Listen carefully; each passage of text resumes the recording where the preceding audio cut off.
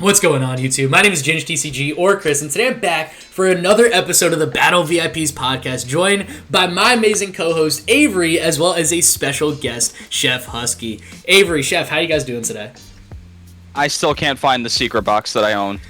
That caught me so off guard. Are you for real? I can't find that. Do you want me to mail you one? Brother, those things are like $12. I'll go through I'll find it. Okay. All right, sounds good, Chef. I hope you're doing a little better. Somewhere. It's somewhere. Yeah, I've got the one secret box that I share between like 4 decks, so it's with one of them. Yeah, no, that's valid. I hear you. I've got 2 copies of like 2 A-specs for 2 decks that Ritual will play. Other than that, I've just got 1 copy that I share between every deck. I get it. Happy y'all doing well, though. Avery, any news? I know you got your channel back up and running. Yep, so I've already got Monday, Wednesday, and Friday's video recorded. I just need to render them.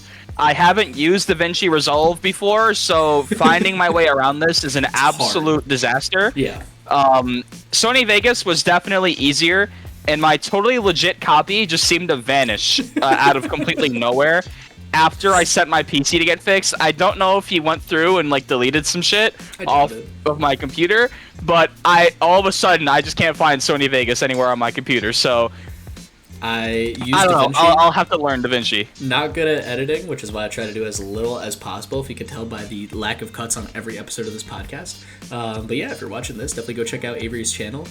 He's recorded a few episodes, but it's been a long time before one has gone up on his personal channel. So go definitely check those out after this episode, as well as Chef, our amazing guest for the day. Chef, how are you? Good. I do actually work here. Yeah, he does. So despite... Okay, first, before I ask about just your channel and everything, for anyone wondering if I steal Chef's shorts for this, I don't. And in case you don't believe me, Chef, please. So I do work here. The shorts that you see, the haters guides, some of the Cooking 101 stuff, that's me posting them. So you don't have to flame Ginge. It's okay. If you're going to flame them for using Blissey in 2025.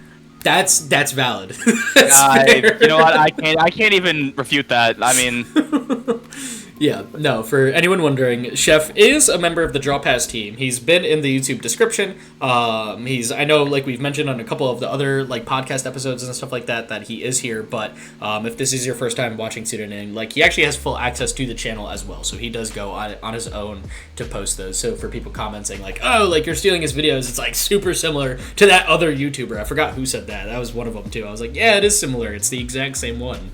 He posted it. Don't get me wrong, I appreciate y'all for having my back like that, but yeah. It's okay. It's okay. Yeah. With that, though, Chef, tell us about yourself, man. First, what got you into the Pokemon card game? Yeah. So my channel is Chef Husky. You can find it here on YouTube. I think that's probably like the only place I'm at, except for like TikTok and Instagram. Yeah, but I've been making content in many different forms for many years, right? Like, really? I've been like when I was 10 years old, I wrote like a fiction book, right? Awesome. So I've been creating content. Like I've always been a creator. When I was in college, I ran a meme page that had like 9,000 followers. Damn.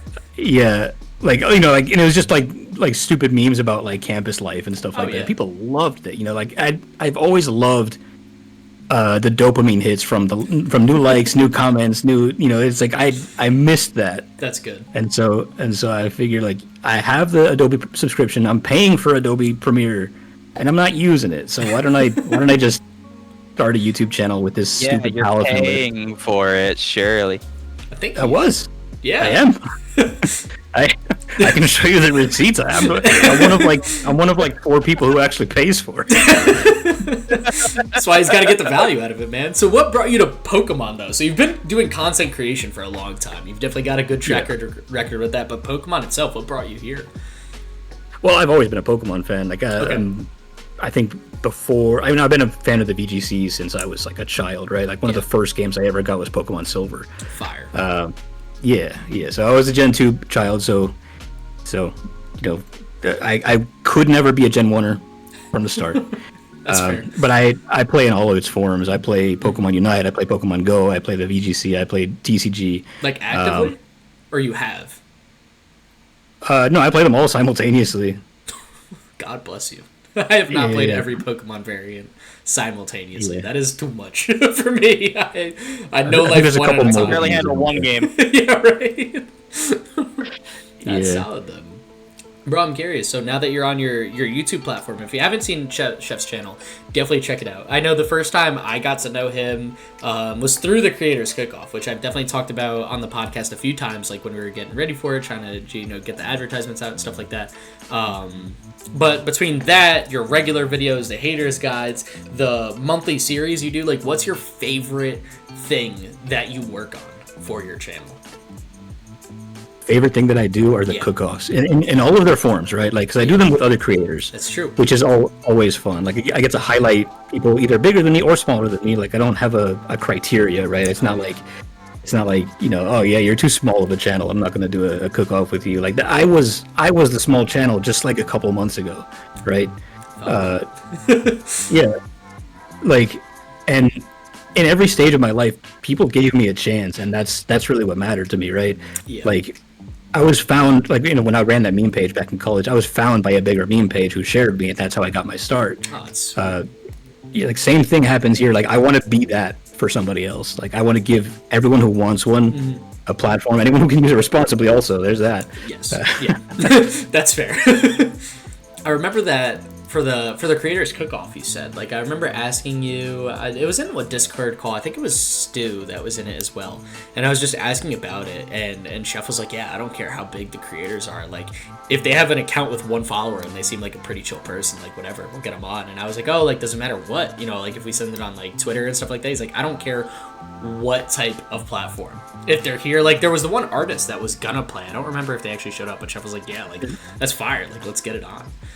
Yeah, he made like cool like Pokemon art. Yes. Like with the cards themselves, and I was just like, and he was like, "Can I have a spot?" And I'm like, "Absolutely." Yeah, no, I love that. Like when Chef says that, for anyone wondering, like he definitely follows through with that. Creates a huge platform for everyone, and I remember like the cook-off itself had awesome feedback, and I've watched many of your 1v1 cook-offs. I know we did one as well. Everyone I've talked to that's done a cook-off with you, like a 1v1, has also loved those experiences. Like they're a ton of fun, like to get out and be a part of, but also on the back end to like just play and talk with someone else in a different format. I feel like not many Pokemon YouTubers have gone to such extensive ways to just connect people like you have. So it's definitely great to have been a part of that and see this journey. It's what I love to do. Like whether it's with other creators, like we've been doing.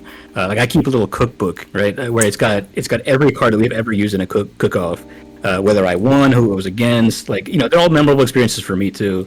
And I do that on the community level too. I don't know if you saw the Limitless. It just finished with my July cook-off. Yep, that was in the card. And the goal with those is really to encourage people to deck build differently, because my channel's all about deck building, right? Yeah. That's like a very important part of playing the TCG that I feel like a lot of people just ignore by net decking. Definitely. And I want to preserve that. I feel like for me that's the most fun part of a card game is making a 60 card deck and saying this is mine. Yes. Yeah, no, dude, I'm with you. As a fellow rogue creator, I'm sure Avery can attest to that with his 8 quadrillion Chiempao variants. Yeah. It's a satisfying thing to do, is put together a 60 that works. With the card that people don't think is call great. me out like that. I mean, dude, if I ask you to spend an hour going through each variant over the past 4 months alone, I'm sure you could. Like, I mean, you're not wrong, but like, I can't say kind of anything. stinks. My whole YouTube channel is based off of that principle. So I get it. But yeah, no, so Chef, transitioning just a little bit, bringing it back to the card game itself, what made you want to join the Draw Pass team and get a little more competitive? Because I know you had said you haven't really played in, I think, any regionals, but hyper competitively, right, in the game? Yep. Still to this day, I have not played in any regionals. I'm gonna be. Yeah.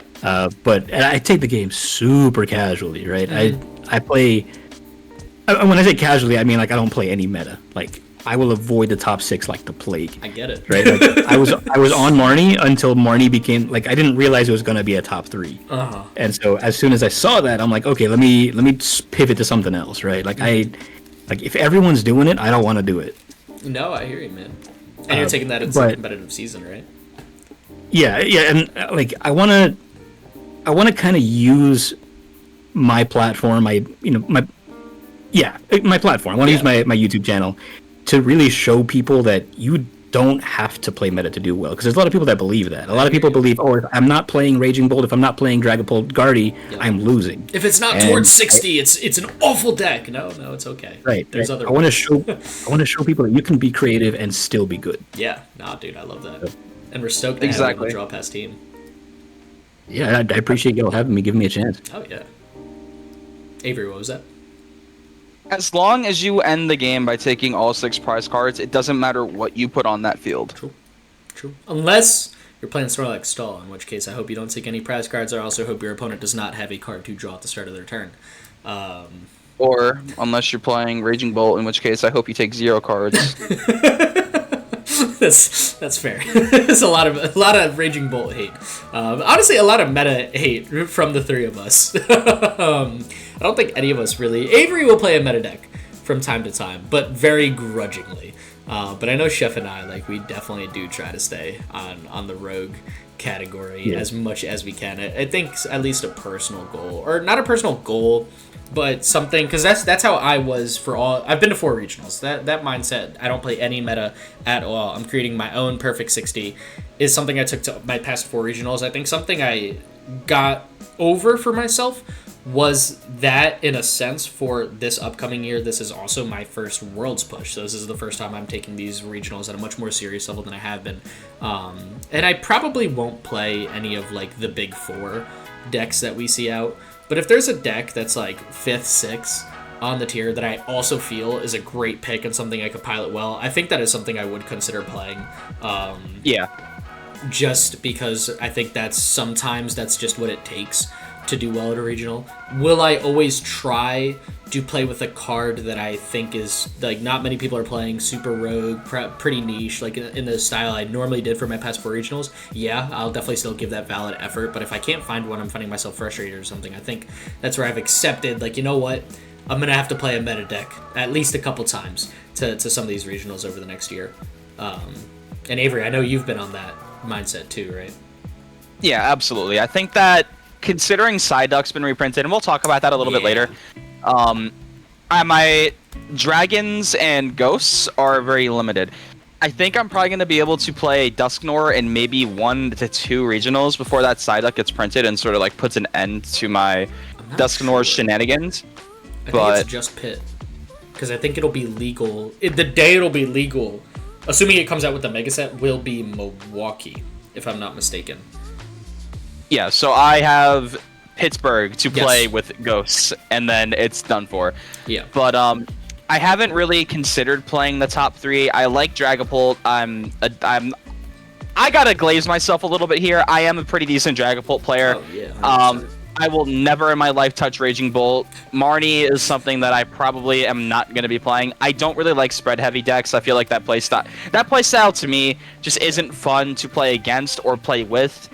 I'll toss a Monkey Dory in a deck if I have to, in Cynthia's Garchomp. I'll move around damage because I don't really hit for very hard. Yeah. But decks that sort of rely on Monkey Dory to get damage around, I don't really look at them as very fondly, I'll put it that way. Things like Frostlass, I don't really like too much. Yeah. I sort of like it when your prize cards and stuff like that comes from you actually physically thinking about it, rather than just passively throughout the game. Fair. But I think maybe my play for Pittsburgh, I might be playing Charizard Pidgeot with a 2/1/1 Dusknoir line, or I might play Hydreigon, because we'll talk about that a little bit later. True. But during one of the tournaments you see on screen, I did get 4th place with Hydreigon, Pidgeot, Dusknoir, which sounds absolutely insane, but as I mentioned in one of my videos coming up this week, I've been playing 3 stage 2s in my decks since Dusknoir came out, and I very rarely have a problem with it. No.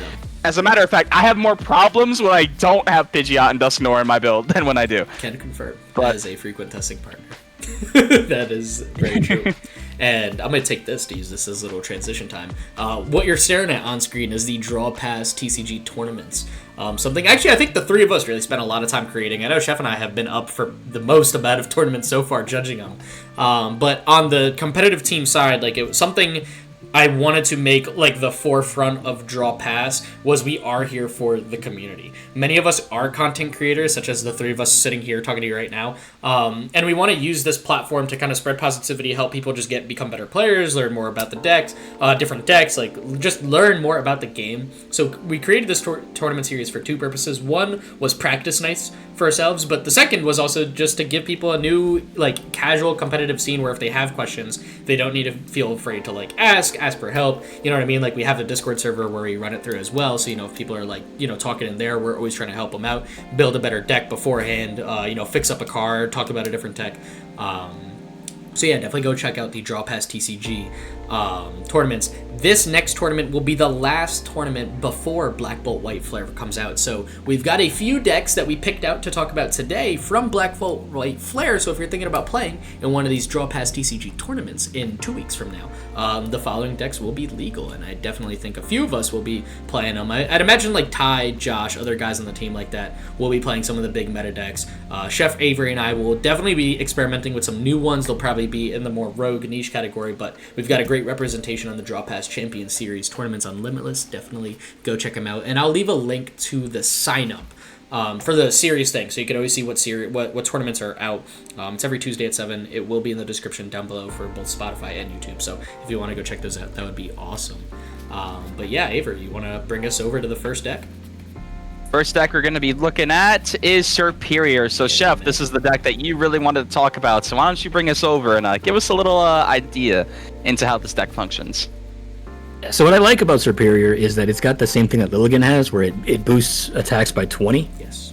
Which is typically Yanmega's biggest problem, right? Mm-hmm. Like it's got that 210. It doesn't really KO much of anything. There's a lot of 230s out there, 230 basics that it just can't hit. Superior fixed that. Yeah. And so it's got that little thing where it accelerates 3 energy to itself, and then it can pass it off somewhere else, and so that powers up the Superior to do its thing, which is 150 and some secondary effect that I don't remember at this moment. Sorry, for anyone wondering why the cards are in Japanese, these are the lists that have done well in the City Leagues over in Japan, because the set has been legal. But Superior has the effect of an attack where you search your deck for 3 cards and just put them into your hand. Easy. Yeah, absolutely insane. So your opponent either Ionos or you get the perfect hand. Yes, literally. So safe to say this deck will have a solid level of consistency. Yeah, I like that a lot. I mean, like I've already loved Yanmega as is. Like I've seen so many lists with it already, and I just love every single one of them. Uh-huh. It's so versatile. It does so much for grass, and Superior I feel like just helps it out. Yeah, Avery, could you bring us over to the other page with the main Superior list, or if you just have this one, if you want to scroll down some of the other cards in it, because I'm just curious what we're throwing in with the Yanmega. The energy recycler makes sense. I love that. That's something I feel like it's going to stand out a lot because there's so much energy for each Pokemon. And Hilda, yeah, Chef, tell me about Hilda. It's no Irida, but it's the next best thing. It's like Diet Coke Irida gets you an evolution Pokemon and an energy. So kind of like a better Colress, a worse Irida. Mm-hmm. Man, I missed that card. Ignition Energy is the name, right, of the triple energy that we got coming out? Yeah. Yes. Where it's 3 colorless energy that you can attach, but like a technical machine, it's discarded at the end of your turn. I think that is going to be such a pivotal card that is going to pair so well with Hilda in so many decks, because when you look at like Superior, let's say you can't set up yet Mega on the first turn, as long as you had the attachment before you evolved into Superior, you can use Hilda to get out your Superior and your Ignition Energy, swing for 170 damage because of your own ability boosting your damage output, but then also searching for 3 cards to just get you set up. And I think it's cards like Hilda, like Ignition Energy, and the new Superior that are going to bring Yanmega to another level of consistency and a different power level that we haven't seen yet. Talk about the math on that 170 real quick, because if you do ×2 on a couple of certain cards... the Grimmsnarl. Grimmsnarl, Charizard. You're hitting perfect numbers. You're hitting perfect numbers. Absolutely. Yes, you are. And even with Yen Mega, talking about that 20 damage being perfect math, I mean, that is going to fix your Ho-Oh matchup a ton because now you're swinging 230 against both Ho-Oh as well as Iron Hands. You're getting over the 220 mark, which we know is amazing at taking out many of the basic EX attackers, and you've always been swinging for 210, so you've always done enough to KO things like Pheasantipity. So now when you're playing Superior in Yen Mega, you definitely have the functionality to swing for weakness against some of the top decks and take Okos, as well as some of the other turbo decks and take Okos. So I think this deck actually will be way more powerful than I initially thought, so we're sitting here talking about it. And if you have 2 Superior in play, Raging Bolt goes bye-bye. Yeah, it does stack, which will be awesome. 70 damage Badu plays. No, true! I didn't even think of that. It's your fallen. Throw a Max Belt on Badu real quick, get a couple Superior in play. Yo, why does this list not play, why does it not play Badu? I feel like that's so huge. There's probably a reason behind it. We're gonna mess with that. This is gonna be a deck. Take out a single three of our channels. We'll see. One Snivy. Honestly, yeah. Superior is like one of the first cards I'm looking at when the new set drops. That's very valid. That is a solid pick. Anything else you want to throw cards for Superior? If not, did you see it? Oh yeah, go back screen. Or do you mean like the overall Pokébook, the other lists? Yeah. Yeah, man. All right, let's go here. Yeah, let's go Pokébook, if you don't know, is a sick website. I don't know how to navigate it well because none of us can read Japanese, but it takes all the it's like the Limitless for Japan. So it does take all of the City League results, so it does go into like their local level, and it posts all of like the winning deck lists from each category. On my main channel, I did a series talking about great online resources for people to use. This is an amazing one when you're scouting out future cards, like this. Chef, which one did you need a... Oh, with the Petalil or Lilligant, whatever the... Yeah, I did see one that uses both Lilligant and Superior. Mm-hmm. Yeah, this one here. The damage boost on this is going to be insane, dude. I didn't even think about it stacking. That bud is going to be hitting for 110s. Yo, imagine Badu's going to be taking 2-shot KOs on Charizard. Let that sink in. Yo, you got the Brave Bangle coming out. You're swinging 140. What? Oh my god. A-Spec Max Belt. No. Oh, man. Tell me there's a black belt here somewhere. Could have went crazy. The Black Belt Max Belt combo. Yo, no. Kieran, stop sleeping. Oh my god. There's Kieran. That's okay. What I mean. This Defiance Band also? Yeah. Defiance Band Kieran on top of all the damage mods. Yo, Badu is going to be one-shotting Squawkabillies and Mew EXs. Stop sleeping on it. This is nuts. I don't understand. Y'all going to be getting item locked and losing 2 prize cards. Yo, bringing back Vikavolt V. What? Oh, man. Or no, actually, I think a better scenario where we've seen... Oh, no. Item lock was Vikavolt. I was going to say Stoutland, but that was actually just a double prize on a basic. Yeah, this will be like a Vikavolt V combo if we could pull this off with all the damage mods. I like it. This will be a fun one to play with for sure. Avery, what deck we got next up? What's up, Chef? Next up? I was going to say, it's anything you're eyeballing with Ignition Energy. Oh, yeah. Oh, for sure. I got to wait and see how it plays out. I don't know if we have it on today's episode. I wanted to talk about some of the biggest decks that I think are coming out, and I'm happy Superior made that cut, because Superior actually seems way more powerful than I had originally realized. I just think Yen Mega just went right over my head, so I'm happy you got to take me through that one. We got Miraidon up next. Avery, you wanna? I know you and Miraidon have been longtime friends, so... Yeah, we have. Mm-hmm. Alright, so anyway, so how Miraidon works is you search your deck for 2 lightning Pokemon and throw them straight down on your board. True. And we play this with the new Electric that comes out, which funnily enough, you cannot use the black and white Electric. That is the exact same card, verbatim, for no reason. They just decided, yeah, you can't use your old drip. But, anywho, what Electric does is it's Dynamotor Flappy. You grab a Lightning Energy from your discard pile and put it on your board, which is absolutely insane. Pairing this right now with Joltik and Galvantula is going to get you the one-shots on the Pokemon like Charizard, Grimmsnarl, and stuff like that in case you're playing against them.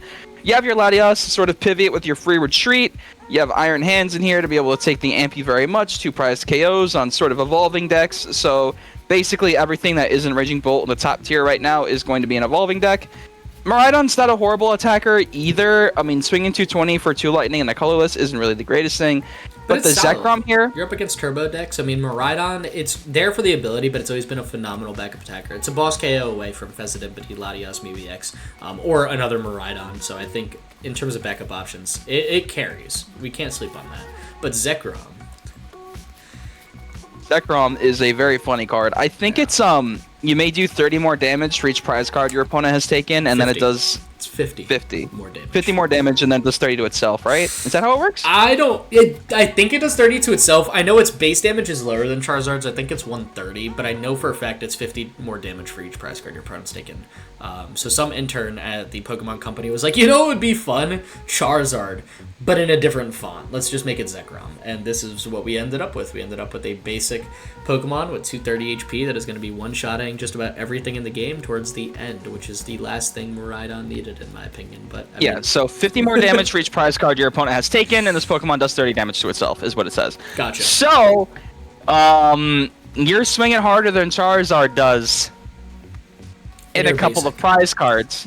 As a basic, that can be powered up with E-Electric that you can use multiple of during your turn. Yep. You can also use the silly Joltik card to drink the ink out of your marker and throw energy on as you please. That's so a crazy statement. we also have your Fez for your draw support, your Latios to sort of retreat, because almost everything in this deck is a basic, except for your Galvantula and the Electric, and you have Mew for that draw support, and also to copy attacks like Phantom Dive or whatever your opponent's really playing. So, I mean, that's really all there is to it. We do only play 2 generators in this build because we had to make room for everything else. How many energy are in the build? Because we've seen this many Pokemon in Miraidon before. 10. That's why. Oh, because we got to play the grass energy now, too. I know that the optimal number on electric energy for generator ratio is 16 energy. I remember it as Reddit spreadsheet where 4 Yu-Gi-Oh players had mathed out the most optimal amount between 10 through 20 energies, and like the percent chances of them hitting, and it was insane. But 16 is the optimal number, so I guess since we're playing the Joltik, we're dropping far under the 16. I guess the 2 does make sense, but now we're putting this is just Joltik in a different font now, right? Because now we got that early game, turn 1, we need to go second, we need to get Joltik out to get our early energy. First time a Yu-Gi-Oh player did something useful. Sorry, who said that? Yo, Chef, how could you? My bad. Wrong opinion. How do you feel I'll about be fighting for it. Yeah. Let's see. Throughout history, I hate anything that has Iron Hands in it because I'm a single prize player, and that's fair. that's fair. Yeah, but I think Zekrom just kind of makes sense. Like, I know that like the discourse has been like, you know, who decided to make Charizard a basic. It makes sense now because with Megas coming, 380 is kind of the new 330. Yeah. So I hate that actually. Wait. I can't believe that just 50 was enough to sort of change the scope of the entire trading card game. 50 damage is a ton. Unless you're Raging Bolt, then it's whatever. It's like what? Yeah, because I think Venusaur is 380, right? Yeah, it does. Yeah, right. And then you can heal it, and then you can move energy around, and then it's gonna be the new Wailord EX. Yeah, so you like we need ways to one-shot something like that, That's and like Goldango needs like literally everything in its deck to knock out something like that. Everything except 1, not counting the manual attachment. I'm pretty sure what it's gonna need to swing 400 every turn. We're already like becoming outside of range of a Raging Bolt play. Like those Oko decks are no longer Oko decks. Yeah. Although there is one that could hit that kind of easy. I mean, 7 energy isn't horrible to get out. I think it's going to be easier for Raging Bolt, and I think it's still a feat for Raging Bolt to pull multiple times back to back. Your Chiempo, dude, you're going to be in the same boat as Goldango, where I feel like you could pull 1 off, but then finding 7 out of your 4 superior energy retrievals to pull it off a second time. I don't play any with side ups. I don't play any. That's okay. I mean, you know what? Fair enough. But he's already prepping. I forgot. No, that yeah, we're off the Baxcalibur wave. Friendship ended with Baxcalibur. Isn't that another video you're gonna have pulling up on your channel? That's coming up on tomorrow Good. at 10:30. Good. So that'll be coming up at the same time of this. So if you're seeing this before, again, go check out Chef's channel, and then go check out Avery's channel, specifically that Chiempo build, because this guy has been messaging me about this for the past week and a half, and I swear to God, if you people don't watch that, I'm going to be pressed, because I have been waiting so long for this thing to come out. Yeah, definitely go take a look over there. Avery, what we got up next? What do we have up next? Well, Yeah. we have Ho-Oh Box. Now, this is something that you're going to be a little bit more familiar with than Yeah. me, because I see a whole lot of nonsense right now. Yeah. This is like those decks that you would play against at like a 2015 locals, where a kid would just have like 18 EXs in their deck and just play it like that. So walk us through Calling this. me out, my first deck I ever made, huh? Mozo Vs, but same thing. I've got 8 cool Vs. They're all different types. I don't care. I'm playing them. Chef, do you know the Ethan's Ho-Oh box pretty well? Or do you want me to take this one? I know it okay. Like, I understand like what's going on here. Yeah. The fire off arm rouge, you can move Yes. as much energy as you want to your active. I think it doesn't even matter what kind, right? It's It does. it's You for- have to move. I believe it's fire energy, and that's what's luminous specific counts. about it. Yes, because the luminous, the text, but we'll get into because that's changed in this deck, which is why I wanted to bring it up.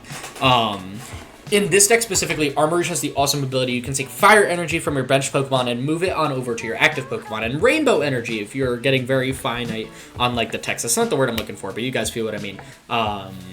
Like when you get very specific on what it says is the card has any energy at once, but only one energy while attached to a Pokemon is always the text on rainbow energies. So it is a fire energy, as well as also being an electric energy, a water energy, a psychic energy, a grass energy, everything at the same time, but just one. So it works for Armouge's ability while also satisfying the cost for Iron Hands. Ho-Oh has an amazing ability where you can accelerate energy to Ho-Oh, and then you can use Armouge to dump all of those energy to your, or as many as you want, so it doesn't have to be all, it's just a whatever you need to your active for that attack that you need to pull off. So if you're up against an evolving deck, you can manual attach a rainbow energy, which again we'll get into, but you know, you can pull the Ampy very much. If you're up against an evolving deck and you want to take 2 prize cards, let's say on 2 Ralts and they don't have Shaman down, you could go in with Wellspring Ogerpon's attack. If you're up against Dragapult, now you have the Full Moon Rondo. If you're up against something like Grimmsnarl, you got Iron Leaves' attack. So this deck does an amazing job at utilizing the fire off ability in tandem with Ho-Oh's, I think it's Golden Feathers or Golden Flames ability,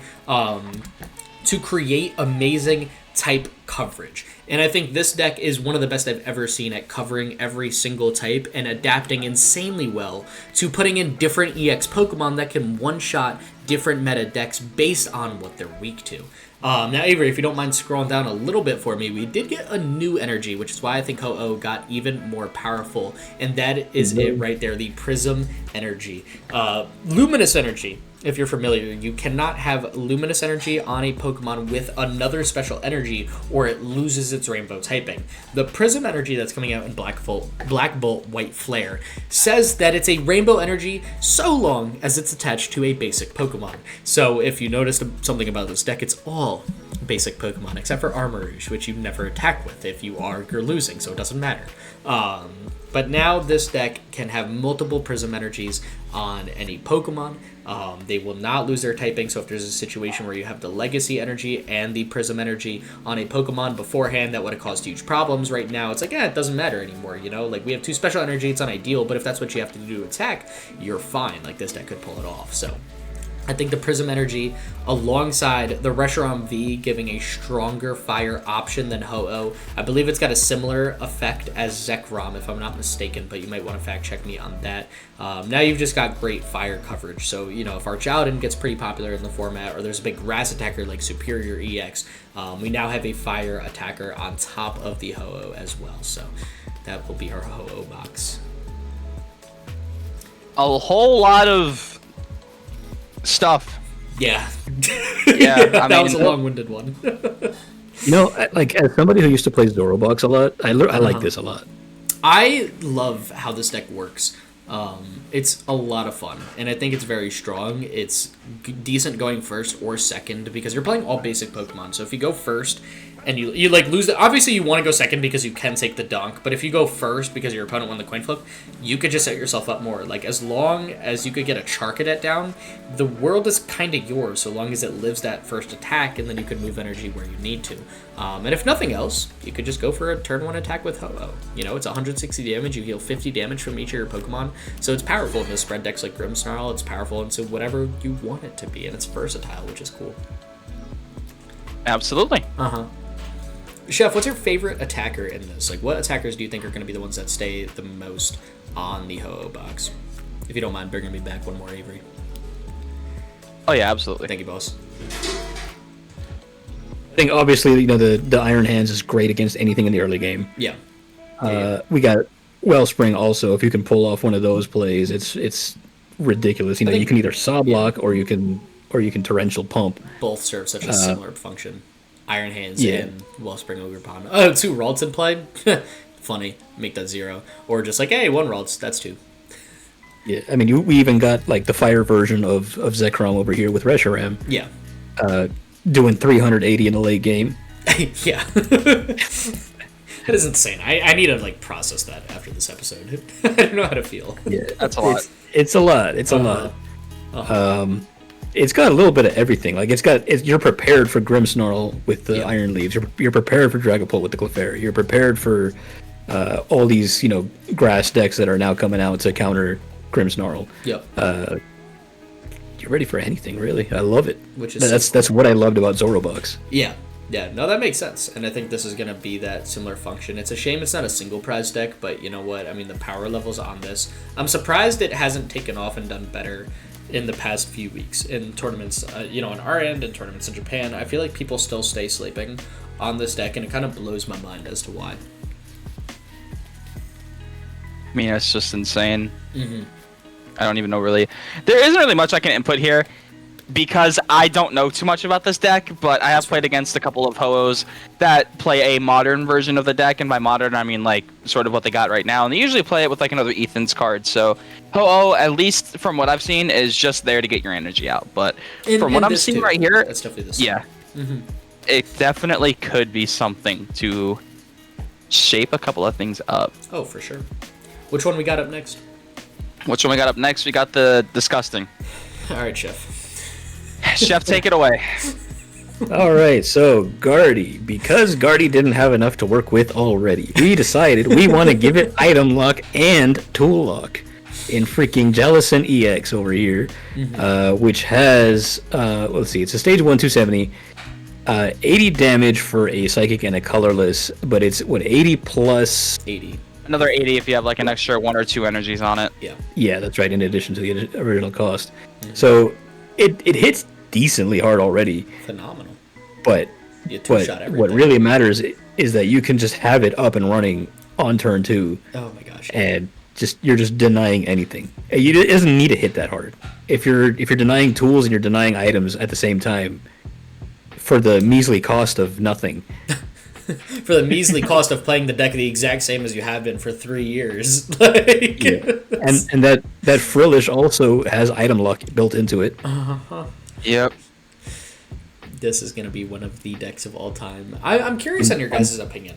Obviously, I haven't played against Jellicent yet, but something is telling me that this is going to be one of the more manageable versions of Gardevoir we've had to deal with compared to like Shining Arcana or the heavy Drifloon build. And I think that's because now when you use Jellicent as your main attacker, Gardevoir becomes a 2-prize deck all around. Yes, you still have 1 copy of Screamtails, which is always insane, but every deck has like 1 single prize attacker. It's done. Like even Charizard, when it was at its biggest, most dominant point, had Radiant Charizard. So like one prize attacker is whatever.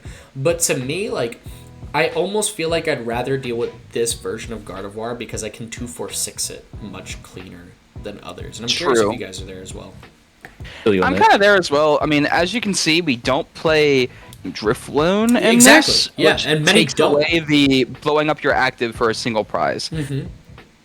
So playing Jellicent as your main attacker, it basically enables me to say Crashing Headbutt for game, almost every single turn, as long as I'm able to get that out. And you're only hitting for very little damage anyway, so most of the strategy with this deck is just going to be playing ping pong with Monkey Dory.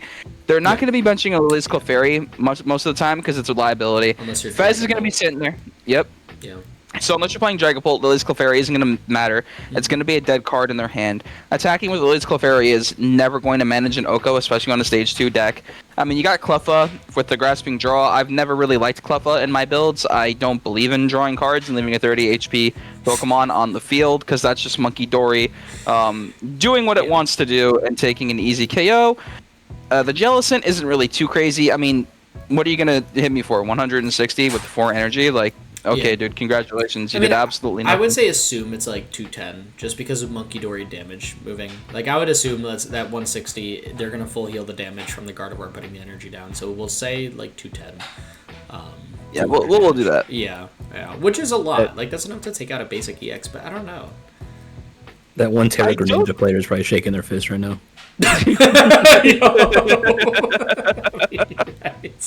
You right. Sorry for it, Tristan. But it just, to me, it's like you can work. If Jellicent is the biggest threat, like if everyone that plays Gardevoir are enough, I should say enough. Now there's going to be 2 versions of Gardevoir, like there's like 17 versions of Dragapult. If enough of the Gardevoir players are playing this version of Gardevoir, I feel like you could adapt to that if you're relying on items a lot, which, I mean, rare candy decks like stage 2 decks come to mind by just playing more TM Evo. Like, I'd imagine this deck takes a little bit of a slower approach. Like, we can work around item lock, I feel like, relatively comfortably.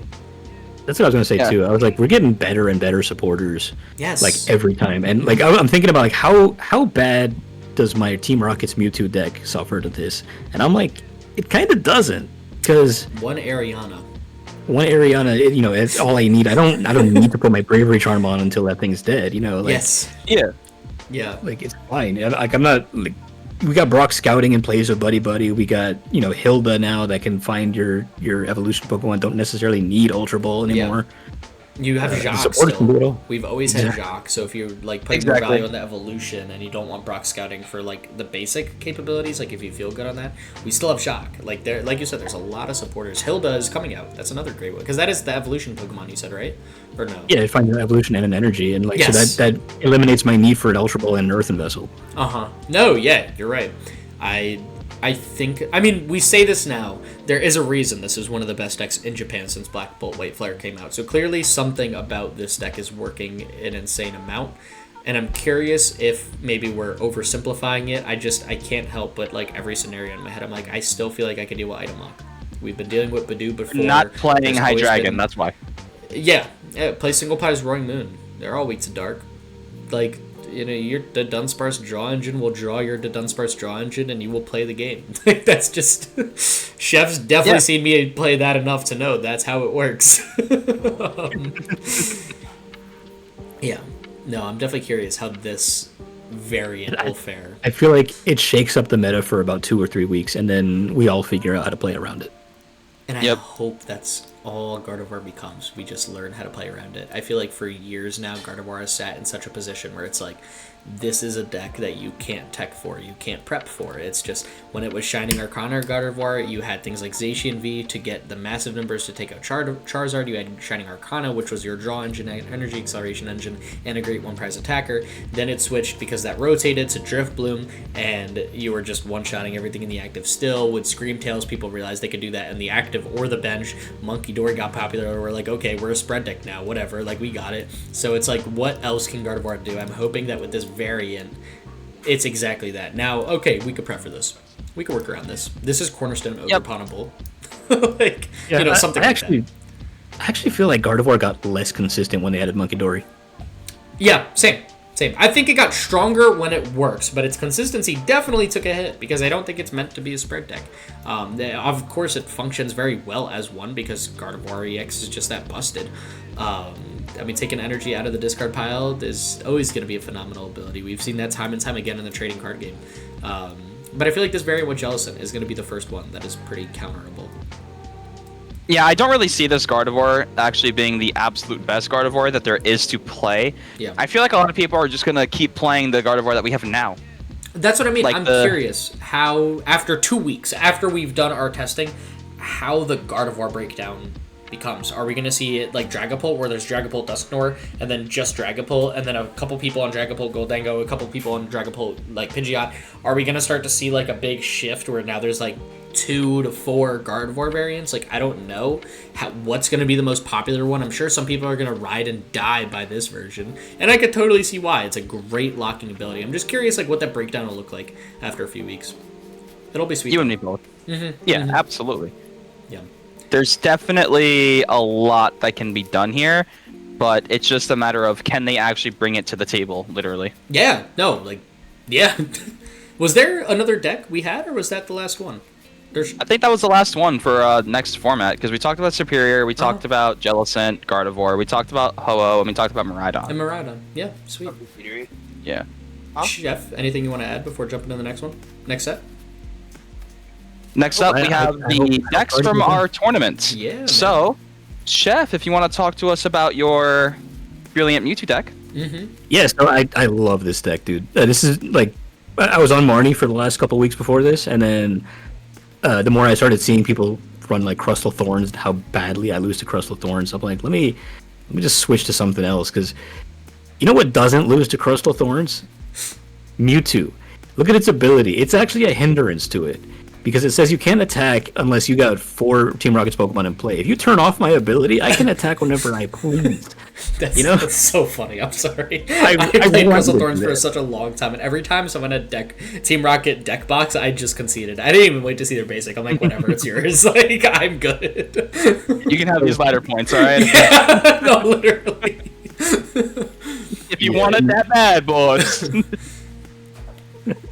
Yeah, and then, like, for everything else, I've got this this Team Rocket's Orbeetle, Yes.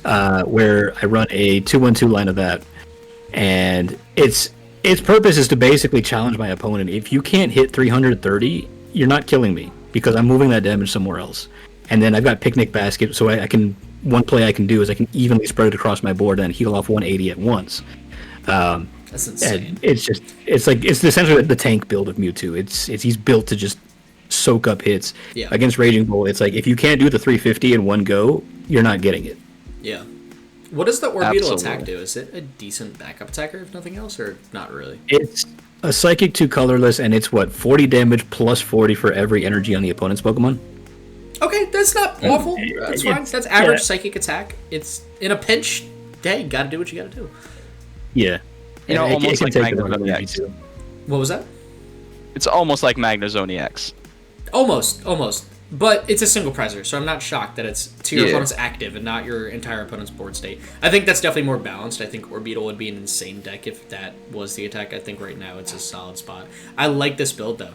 Now, take us through. I'm curious, because this wasn't your first tournament ever, was it, in real life? No. I've been to a couple before. That's right. But how did you do at this one? Though. Yeah. This is my best performance. I went 4-1. I lost to the champion. That's And- there's a guy to lose to. Yeah, and he was playing a Typhlosion Dragapult build, and I set up to beat the Dragapult, and I did. I took out all the Dragapult, so I wasn't worried about that. But then he set up all his Typhlosions, and like on turn 2, I think he had all of his Ethan's Adventures in the discard. That's great. Yeah. So he just set up faster. I also made a couple of misplays, like I bumped his Gravity Mountain before I did my attack, and I missed the attack. Gotcha. And so, like, I definitely made a couple misplays that I corrected later on. Yeah. And I didn't lose after that. It was just, That's awesome. full steam ahead. Was there And any I brought- cards you feel like changing? Oh, sorry. Unless you had more. Oh, no, I was going to say I brought the same list to the Draw Pass tournament. And I went 5-1 there, but I gave my last 2 opponents the victory. One of them being Avery. I did just barely sneak out a win against his, but I had to go to pick up my roommate. So I would have made top cut. But Let it be known. Avery does not deserve those points. What? I'm glad you got. Hey, man. I'm sitting at 0. I can't talk. To be fair, I almost pulled that back. He did. He'd almost pulled that back. If he had one more card in hand of any sort, he would have won it. That's insane. Since you've been playing this list, have you made any changes since you played in person? Well, the Buddy Buddy is actually the newest addition. My original list didn't have one. I just relied on Proton entirely for setup. Gotcha. But That's smart. I like having a fail safe. No, that makes a lot of sense. That is a comfortable card to throw in and get you out of some tough positions when you don't have Proton. Yeah, and I feel like it does well against a lot of decks. I feel like Guardy's the only thing I don't have a specific tech for. But that's more of like 50-50 matchup for me. It could go either way. As long as I'm keeping up with them, I can sometimes pull it out. But Dragapult I have a very nice record against because of Articuno. And then, we got Rocket's Mimikyu in there, covers a lot of matchups, actually. Like, I whooped the Sarah Ledge with it. Mm-hmm. Just out of curiosity, how does this do against turbo decks? Because I know a lot of people are on things like Raging Bull, Ethan's Ho-Oh, Golden Go, stuff like that, where it's just the fast pace, I don't care what HP you got, I'm going to try to blow it up. Have you played a lot of matches against those? How do they go? Yeah, Oko decks can be kind of rough. Okay. Just because, 330 it's a lot of health, but, if they can pull it off, they can pull it off, and there's no damage to move around with Orbeetle. That's fair. I played a Raging Bolt in my first round in that tournament, and I beat him. I was able to move the damage around perfectly well so that he would need the five discards in order to get the attack every time. And both times he failed it, and then he just conceded after that. And it's just like, if you can't take the KO, you just discarded all that energy just to have it wiped. Nothing. Yeah. That's crazy. Yeah. That's insane. So it puts on that heavy pressure. Like, hey, all right, your deck should be favored into this. You're going to have to work for it. If you don't play perfectly, if you miss a single step, it's cooked. Yeah, because going first, which, most decks prefer to go second nowadays anyway. Yeah. So going first, getting that Proton is so key for the setup. And if you can do that, then you're just setting up faster. Because you need just the attachment for turn, and then maybe the Rocket's Energy next turn, and you're already swinging. You got the Giovanni to pull up whatever you want. You can set up faster than them. 2 of my games were won like that, just because I couldn't, I didn't let anybody set up. Yeah, man. That's nuts. Dude, I love this list. I definitely cannot wait to see how it does in future tournaments. Do you think you're going to be riding with this one for a while, potentially into Pittsburgh? Because that'll be our first team regional. Yeah, I feel like it doesn't change very much. Yeah. Because you got... Oh, no, that'll be Milwaukee. So we have at least Pittsburgh. Yeah. Yeah, I feel like, for now till Pittsburgh, this list doesn't change very much because you're relying on all the Rocket supporters and entirely the Rockets Pokemon. There's no new Rockets Pokemon coming, so this list doesn't really change very much. That's fair. And none of the... Yeah, I can't think of any one card from Black Bolt White Flare that I think would give it an insane problem. Me neither. Jellicent will be annoying, but, join the club. Oh, no, more supporters in the deck. Yeah, exactly. This is nuts. Yeah, it's so much fun. I hope you give it a shot. Yeah, man. Thanks for sharing it with us and breaking it down a little bit.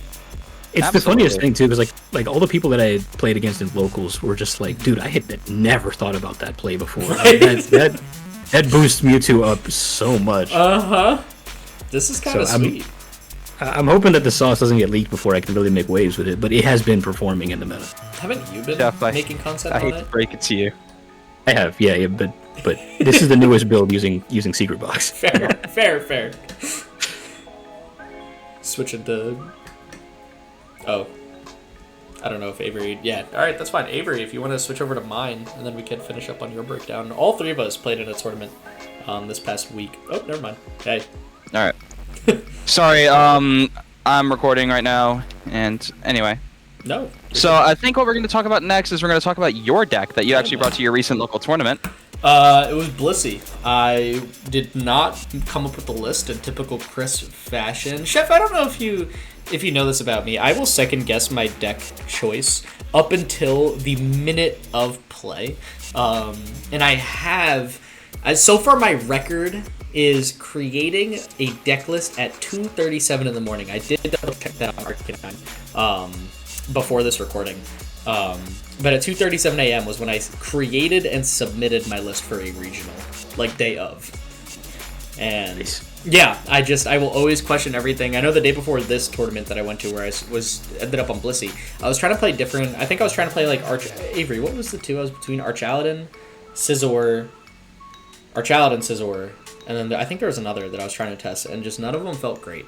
Like, I didn't feel good on all of them. I think the format is just, there's so much Monkey Dory everywhere, and it was just frustrating me so much, where I took a step back. I've got a big playable binder, it's over here, I'm not going to dig it out, but I got a big, like, playable binder of cards, and I was just flipping through pages, and I'm like, okay, like, what could handle spread decks? Like, I feel like we're in a decent two-shot format.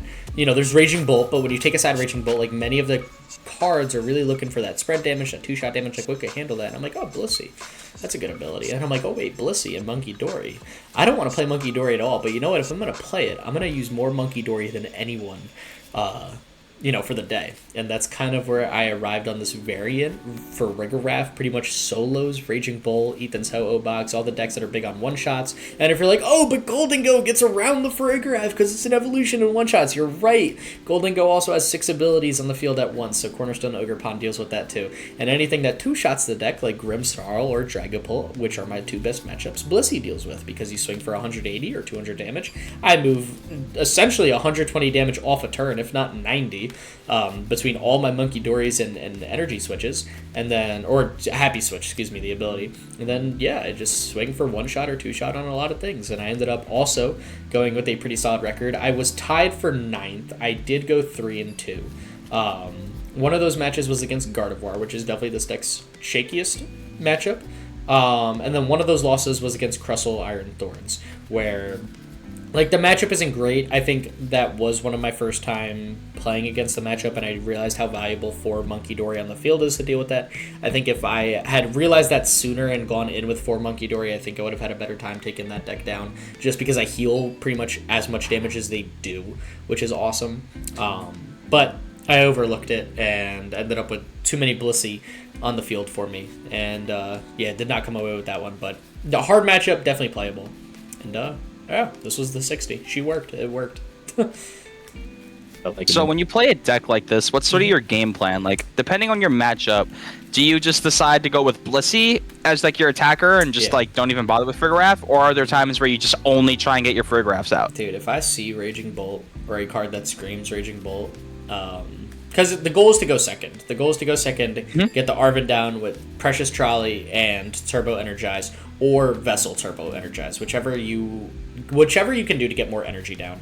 The goal is only to use the attacker that's relevant to that matchup. So when I was up against Golden Go, I saw the Give Me Goal. I'm like, okay, I don't care how many Blissies I have in play. All I truly need is Ogerpon. And my opponent is going to expend so many resources trying to deal with Ogerpon that my Monkey Dories will sit in the back end. And if you just boss KO my Monkey Dories, that's fine. You're not going to win the game. That's not enough prize cards. Ogerpon will just walk through you at some point. In Raging Bolt, it's the same concept with Frigoraph. There's no need for Blissey or Ogerpon against Raging Bolt. Frigoraph will like deal with every single thing in the deck, and it's like, oh, Slitherwings, you're right, it doesn't one-shot. It's like, I've got 2 Frigoraphs, your Pokemon doesn't one-shot, mine one-shots yours, I set up damage with the attack as well, so, you know, there's certain matchups where you do have to know what is for what, but it's not like it's hard to figure that out. It's not like there's many matchups where it's like 50-50.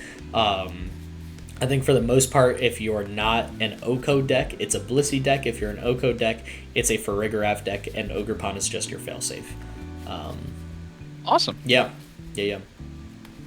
I think. Thank you for that. No problem. I just wanted to say, for anyone curious about playing it, because I did post a video, and a lot of people were asking, Precious Trolley, something I learned since I recording, get 3 Blissey off the first Trolley and 3 Monkey Dory. Make sure that's your board state. Assuming it's a Blissey matchup, that's your board state. It's very easy to KO the Blissies. Or that's actually the target, so they're going to KO a Blissey. Having 2 more in the back end gives you more access to better Happy Switches as well as saving energy. So it's just a small tip I learned. Don't go double Blissey for Monkey Dory. It's what I did at the tournament. It worked well enough there. Definitely created some stress. I think 3 Blissies is the easiest way to go in the early game. So, yeah. Awesome. So just in case you guys figured it out or not, Frigoraph, don't sleep on it, because your opponent's gonna have a really rough time if it's something that's like a Raging Bolt. Yeah. This gets better with Black Bolt White Flutter, doesn't it? With Hilda and the Ignition Energy. I think so. I don't know if Ignition Energy is really the thing I would want to use, actually. Just because it gets discarded, and I think the biggest thing about this deck is not losing energy, because you need them in play to move across your Monkey Dories. And for that to stay easy, you need to make sure your Blissies always have 3 energy between them to stay attacking as well. So I don't know if Ignition Energy is the thing I'd want, but Hilda is definitely a really good card for this.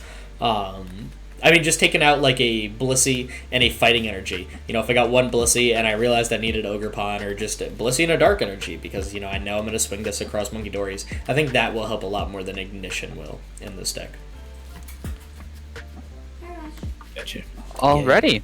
Beautiful. Thank you for that. Yeah, man. Avery, how did your tournament do? Because I know all three of us were playing in one this week.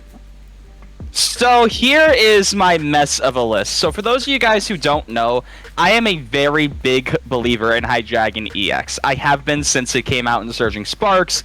Crashing Headbutt and Obsidian are two of my favorite attacks in the game, bar none. Crashing Headbutt, if you don't know, for a dark and a blank energy, does 200 damage and discards the top 3 cards of your opponent's deck. Absolutely already an insane attack. You're hitting for 2 shots on everything, and you're also milling your opponent out of items. And I seem to be able to Crashing Headbutt everything my opponent needs almost all the time. Yeah. Our next thing is we're going to be playing a 2/1/2 Pidgeot, also a 3/1/3 Hydreigon. I see a lot of players doing like a 3/1/2 Hydreigon. You really want 3 Hydreigons in your deck, by the way. If you're playing like a 3/1/2, you're kind of like selling your own game out, because sometimes you miss out on a couple in some ways that my name may imply. But we do a 2/1/2 line of Pidgeot with Quick Search, just to grab any card you want out of your deck, and we do play a lot of 1-ofs in this deck. I know normally I'm like, maybe there's a lot of 1-ofs here, but at least for a deck like this, I do like the 1-ofs, simply because of the Quick Search engine, just being able to grab that out whenever you could potentially need it. I think and then the big 1-ofs have value too. Absolutely, yep, and we can get into that in a minute. Yeah. Our next stage 2 line, which, oh no, you're playing 3 stage 2s. Like I've been saying, I've been playing 3 stage 2s since I came out the womb. All right, y'all don't understand the type of way that I deal with 3 stage 2s. All right. Like, it's to the point to where, like, I'm like Piccolo with the weighted armor, like, these 3 stage 2s are like the weighted armor, but the moment you give me, like, a 2 stage 2 line, the armor comes off, and I'm already zooming through the game. But anyway, so the main reason I wanted to play the Dusknoir line is to be able to tell Gardevoir players, no. So the way it sort of works is, if your opponent is playing Gardevoir, they're probably already going to take a prize or 2, considering that this is a deck that takes a little bit longer to get going. Yeah. You're not really going to get the phenomenal hand like I do, where I get a Pidgeot, Dino Hydreigon off the start, and an Arven in hand for rare candy, so I can do the rare candy Pidgeot for rare candy into Hydreigon, Neo Upper until you clear the game. That's not going to happen for everybody. So sometimes you're going to be down on prizes, and you know what? That activates Counter Catcher. And if you can counter catch up a Gardevoir and hit it with a Curse Blast from Dusknoir and then Obsidian, you get rid of all their Curly on their bench. You're forcing your opponent to evolve into Gardevoir, and if you can force them to do that, you don't even need to Obsidian. You can just Crashing Headbutt twice and basically win the game from there. So that's sort of the whole game plan. Yeah. And also, applying pressure with a single Duskull hitting the bench immediately tells your opponent that they're going to be in trouble if they can't really do much to counter that, which is something I really like doing. It's sort of psychological warfare, because the moment you see a Duskull hit the field, you're thinking that you're going to get Curse Blasted, and you're already trying to figure out your way around it. Okay, so do I have the HP to be able to tank a Curse Blast and maybe a single hit right here? Like, how do I stop my opponent from being able to take me out using a Curse Blast attack combination? Yeah. That's sort of the type of way you really want to navigate these matchups. And the way that a lot of people get answered when they ask me how I monitor how many stage 2s I play is I take a look at what you're playing and I figure out what is more valuable first. If you're playing something like a Raging Bolt, if you're playing something like a Grimmsnarl, I'm gonna get the Pidgeys out before I get the Duskulls out, because then the Dusknoir can come a little bit later in the game when I could potentially take a massive multiple prize card turn. And like the day Hydreigon came out, I was taking 5 prize cards, 6 prize cards. Sometimes I even were knocking out the entire board state with Obsidian, because it's just such an insane attack, and the value you get out of Dusknoir cannot be understated. I think that adding this 2/1/1 line inside of something like Hydreigon is going to be something that a lot of people are going to be sleeping on, and yeah, I think that it might be the sort of answer to be able to make it out. Now, this other Hydreigon that we're getting with Black Bolt, White Flare, that's like 5 energies, 200, and it's what? You take an extra prize card if you get a knockout from the damage? On a basic, yeah. Yeah. That could also be very useful but I don't see it really being anything too crazy within a deck like this. I think this is the list that I would stick with, even into the next format with Black Bolt, White Flare, if I was to play High Dragon to any like majors or anything like that. Yeah. I'm personally not believe it or not, I'm not the most confident when I play this deck because there's so many moving pieces that you need to get taken care of immediately. That's valid. To bring this to a major, I probably would sit on it for a little bit until I'm able to perfectly navigate the matchups, because with the next set coming out, there's going to be a lot of cards that get even more stuff to add into their decks, and I don't know how it sort of fares into matchups like that. So I'm going to sort of keep this list on the low. Feel free to copy it. It's going to be the list that I play in Friday's video next week. Really, there's not really too much else to say. I do like to play the Brock's Scouting. It helps you get out your Pidgeotos or Zubelis. If you are really in a pinch, I mean, I was under item lock for like 4 or 5 turns in one of the games I played. Checks out. But yep, a Brock Scouting did actually end up saving me right there, so that's why that one of is really important. Is there any questions you guys have? I don't. I've seen it in action. Yeah. I almost lost to this. I was up by like 4 prizes, and he almost had me. He was a 1 card shy of taking it from being down 4 prizes. Yeah, I've learned my biggest counter to Avery playing this deck. When I don't know if you noticed when you were talking about getting multiple stage 2s out, I was like, nah, you don't. The only counter I've got is he'll prize at least 3 Pidgeots, and I know he only plays 2. Like, final Avery, he's gonna prize an entire line of something. So I just gotta bank on that and take it from there. You are the only opponent I will let glance at all 6 of my prize cards during the game. Yeah, I mean, we've definitely done enough testing together, enough play to know that, or for me to know that he does this way too much to be common. Like, at first it was like a funny hee ha ha, like, oh, Avery prize 3 Hydreigon, what? Like, that's insane. And then he like did it like 3 days later, and we're like, what? That's crazy. And then he like switched to Chiampao, he's like, oh man, I prized 6 energy. I'm like, there's no We way. were at the testing table for Baltimore Regionals. I announced Shivery Chill turn 1. I'm looking through my deck, and I'm sitting there, I'm like, hold on, I have 1 energy in hand. Why is there only 3 here? And then I literally look like 3 more times. I'm like, I prized 6 energy. And he looks at me, he's see like, you across the table, pick up all of my prize cards, and then put them back down so neatly. Yeah, and I was like, bro, you might just want to practice the next game because this isn't gonna go well. Yeah, that did not go very well. That is, I know, Avery's biggest counter, but I mean, I've seen you play this deck many times. You've put me on Hydreigon before, like I was right on the wave with it. You were like, dude, this card is nuts. I'm like, yeah, it's just hard to set up, and you're like, nah, watch this. We played like 5 games, lost my whole board state 5 games, and I'm like, okay, yeah, there's something here. Yeah. It blows my mind how this card itself is not more powerful. I feel like it's so powerful in every way. It blows my mind how it never once seemed to take off. Like, even just crashing Headbutt as an attack isn't absolutely crazy. I mean, Durant Mill is one of the best mill decks ever printed, if I'm not mistaken, and that was 4 cards milled a turn. This is 3, which is less, but you do 200 damage. You also have a 330 HP tank with 3 heads. Right. And a 200 damage to back it up. Yeah. Plus, you want Neo Upper as your ace spec rather than Sparkling Crystal. Neo Upper just solves so many more problems. I like the Sparkling Crystal, but you can't really Crispin Neo Upper. You can't Crispin Crystal and get the Obsidian off. Nah. You Neo Upper and then Crispin, you'll be alright. Yeah. Especially considering that you play counter gain to sort of bring yourself back with the Dusknoir Dusclops KOs. That makes sense. I like it, dude. But I think that's really it I have to talk about. It was a great break. The obligatory, this gets better with Hilda, doesn't it? I mean, hey, we're 3 for 3. Yes. Yes, this does get a little bit better with Hilda, but I don't know what I'd swap out for it. I mean, potentially the Research, but I feel like Professor's Research is such a powerful one-of in a deck like this. That's what I was going to say. Maybe, like the Lily's Clefairy, I need that against Dragapult. I feel like so like that can just bet, dude, because it's like there's so many Research, one-ofs and there's not many recovery. Like you got the Rod and the Night Stretcher, which is awesome, but if you lose your boss, you lose your Crispin, you lose some energy, like too much energy in Pokemon. Like I could see that getting really sticky, and I feel like if you could go Hilda for Pidgeot Neo Upper, that sounds pretty good. Like that doesn't sound like a combo. I have had to attack with Pidgeot at some points. I mean, it's an attack, and it gets rid of their stadium. Chef, what were you saying? I was gonna say, yeah, I think like the Hilda does what Brock does, so. Yeah. That's fair, but Brock has that early game support. I think if we're looking at that, maybe you just go down to one Jacques. Go one Jacques, one Brock Scouting, one Hilda. That might be the play. Right. We'll definitely play around with it. We are 3 guys on the same competitive team, so, we'll get a list out. And y'all will see it when Avery got his Day 2 Limitless page up and how we actually broke this deck down for him. Yeah, no, I'm actually terrified of Pidgeot in a smart player's hand, let alone, like Hydreigon.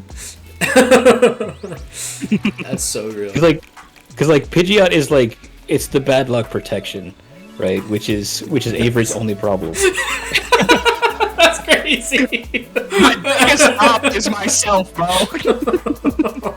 I like that though. You're not wrong, bro. It's bad luck protection. The entirety of Pittsburgh, I'm handing my deck to my opponent, telling them shuffle for me and do your cut, and then I'll lay out my prize cards. I'm not touching this. All right. Time. Hey, Judge, I need the shuffle.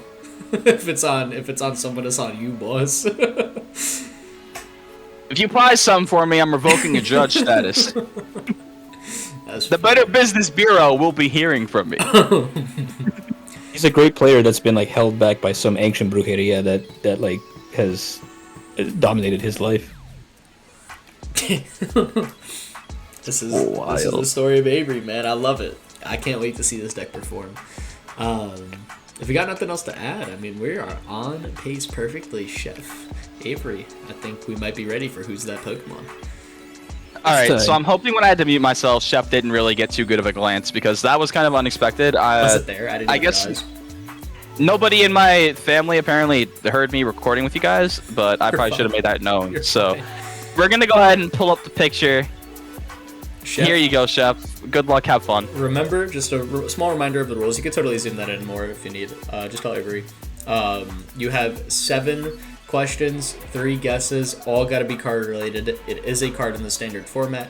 And yeah, man, if you have any more questions, take us through. But for now, the stage is on you.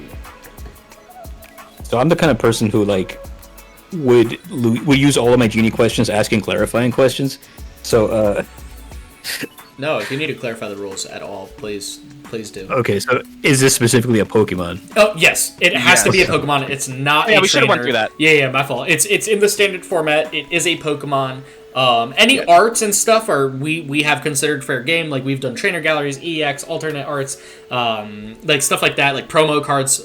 We've done. I did Radiance when those were legal, but that was obviously post rotation. Obviously, this is not a Radiant. That's not in the standard format.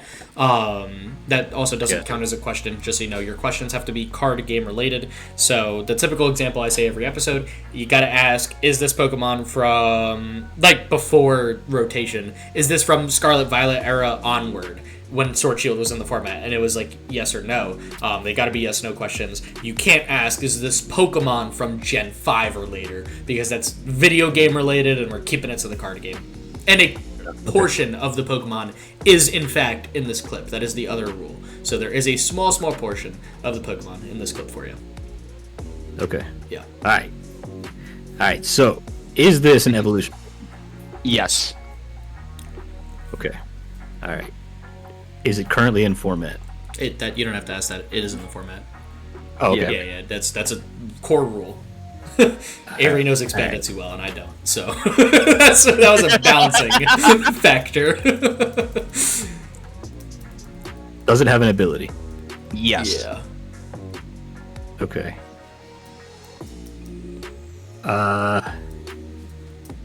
Does it show up in any of the top 6 meta decks? No. Right? I don't think so. No. Okay. Should we open up Limitless and check just to clarify? I can while we talk. It should be good though. Yeah. You can keep All right, next question. Yeah. All right.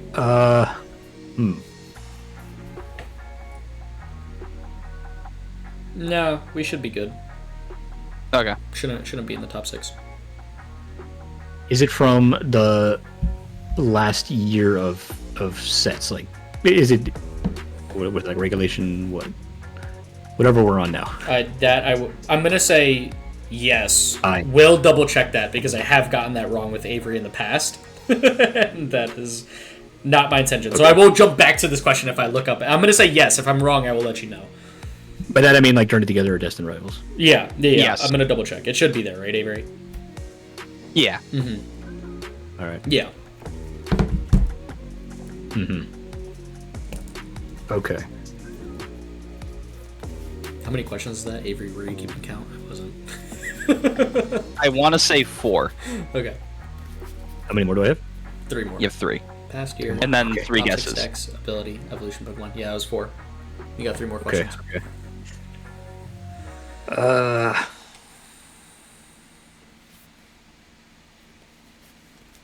Is it a colorless? No.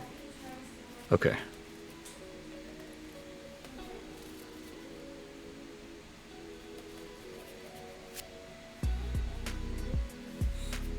Yeah, what you got for us, man? The guy is Yeah, stumped. man. The guy is stumped. He saw this card. He's like, this is not what I thought Who's That Pokemon would be. I remember it being a little easier on the anime. Is there a typing requirement for its attack? Yes. Yeah. Okay, so it's not just like a colorless attack. No. Okay. You got 1 more question, I believe. Will you be able to bring this one home? I believe our last guest, Courtney got it, right? I believe she got it. I think she did, yeah. Avery And Rich most certainly did. Rich did not. Rich did not. I yeah. hit him. I hit him with a Lugia V alt art, but the head of Lugia was upside down. We did not rotate the image on you. I'm gonna preface that right now. This is the orientation on the card. Avery on the field, this is how you would look at it. Avery is the only person to have rotated a card in Who's That Pokemon. It was worth every single laugh. That's fair. That's dope. I'd be hurt. No, don't do that to you. Nah, we love you, bro. What you got for us? You got 1 more Last and question. 3 wonderful guesses to get you there. Is it a stage 1? No. No. Okay. No, it is not. All right, so we're looking at stage 2s from either Journey Together or Destined Rivals. Or basic. Well, no, the first question was, is it an evolution Pokemon? Oh, yeah, true. So that last question was good. That was a good one. Sorry, the bunny's like jumping on my feet right now. Hello, Fatso. 3 guesses. We believe in you. What you got for us? Let's go. Let's go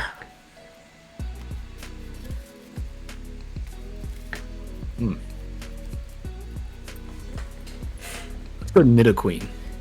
It is Team Rocket's No. not Team Rocket's Nidoqueen. Okay. Okay. That was a good guess, though. Where'd she go? She just went away. I 2 don't remember Journey Together. more guesses. Journey Together was a pretty big set. There's a lot of hype around It was it. a pretty big There's set. a few stage 2s that were out in Journey Together.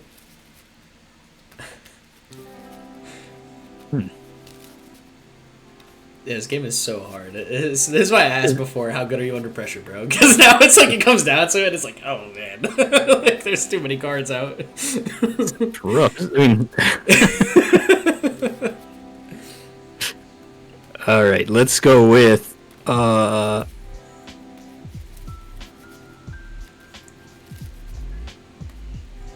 go with Typhlosion. Ethan's Typhlosion. It is not. No. Ethan's Typhlosion. 2 guesses have stayed in Destined Rivals. Will he branch out to Journey Together? Will he double down, triple down on the last guess being from this set? Hops Corviknight. Hops Corviknight. That Corviknight. is a negative. Oh wait, Incorrect. that was a colorless, wasn't it? That is a colorless. All right. Corviknight would be a metal You'll get type, it. but we're gonna act like it's a colorless for this. Come on, this is you. Oh really? Yeah, Oh why no. not? It's not Hops Corviknight though. I think it was a metal I've heard- Pokemon. I know normally in the Corviknight evolution line, it's like colorless for the Rookity Corvisquire, and then Corviknight's usually a metal attacker. I don't remember if Hops was a normal type, but Yeah. it's not. Uh, So take another guess. But he seemed to leave Fair Destined Rivals. It was 2.5 guesses. Ludicolo, maybe. It is not Ludicolo. It's not Ludicolo. Chef, I hate to break it to you. The card I have selected for today's Who's That Pokemon is, in fact, I can't really spell this one out anymore, Avery. It is Team Rocket's Orbeetle. Orbeetle. It is your Team Rocket's Orbeetle. You know, I thought the hat was right there. It was the hat. It was the hat and the foot of the Orbeetle. I was thinking about a Team Rocket's Pokemon, but no, I didn't think you'd go with a full art. Always, I will always try. I know on Avery's first guest, I went with like the head of Gardevoir. I will try my best to pick a card you know too well. And if I know you, I know you knew your Orbeetles. I saw on your list you played one regular art and one non-regular art, so I'm like, well, I'm gonna double down on the full art. What was it? 2 weeks ago, 3 weeks ago, you hit me with the gold Chien-Pao, and I got that shit. Yes, bro, I was pissed. Finally, it worked on someone where I got a card that their deck revolves around, and you couldn't do it. That one hurts. That one hurts. Yeah, no, I'm sorry. I had to give it a shot. I definitely. So one of the questions I intended to ask, but ended up not asking it, was, does this Pokemon belong to a trainer? Oh, dude, you should have. Oh. That would have been such a good question for it. Yeah. Normally, I like to ask, have you played this card within like the past week to Chris? Because I know that I am an avid watcher of his channel. Yeah. So I'll remember what he's played recently, and I'll be like, there's a chance it's in here. And then most of the time it's not, but it's a worthy question. No, it is. It does really narrow down a lot, because Avery also knows I play a lot, like, of random stuff constantly. So he's like, oh, well, I know what you record, and I know what you don't record. So, like... Bro's gonna hit me with, like, a Quagsire alt art one day, and it's just gonna be like, okay, why? Yeah, thank you for playing though, Chef. I hope you enjoyed the game. I hope you never forget what your own Team Rocket's Orbeetle looks like after this. I won't. Good. Anything y'all want to close out on? How about we do a guess that flavor text, just for fun? Right now? Sure. You got one prepped? I have a chart. Never mind. Okay. I was going to say, if you have one prepped, sure. But shout out to Azul GG before we stole his entire Guess That Flavor text from their podcast. Entire flow, bar for bar, word for word. If you're watching this and you want to get mad at us, I would be more honored that you made it an hour, 20 minutes, and 45 seconds into the recording than I would be that we attempted to steal your flavor text thing for an episode. And, yeah, Chef, anything you want to leave the people with? Go check out Chef's channel. Absolutely. Go check out Chef's channel. He does creator cook-offs every now and then where a bunch of YouTube creators can get in. Any creator from anywhere. DM Chef Husky, get in on these tournaments. Because I know a couple of YouTubers that I'm kind of like okay with. I don't really know them personally, but I know of them and they know of me. We're playing in it. So. Yeah, for sure. And even if you're not a content creator, like I've got stuff for everyone to do. I got some Chef Husky summer games coming up soon. Basically, I prioritize fun over everything else. Like every time somebody hits me up with this is the most fun I've had playing Pokemon TCG, that like warms my heart a little bit. So come join us for the community cook-offs. We do them every month. If you're a creator, hit me up. Next time there's a big cook-off event going on, like all kinds of stuff. Like just hit me up. I'd probably want to collab with you anyway. Yeah, man. Sounds good. Well, thank both of you for being here. I appreciate you guys. I will see you in an hour for practice. Everyone else, I will see you in one of our 3 to 4 channels, because all of us have our own channel and all of us have the Draw Pass channel, which you're either watching this on or you're watching it on Spotify, in which case go check out the other series that are on the YouTube channel. And yeah, with that being said, hope everyone is doing amazing. Stay epic. Peace.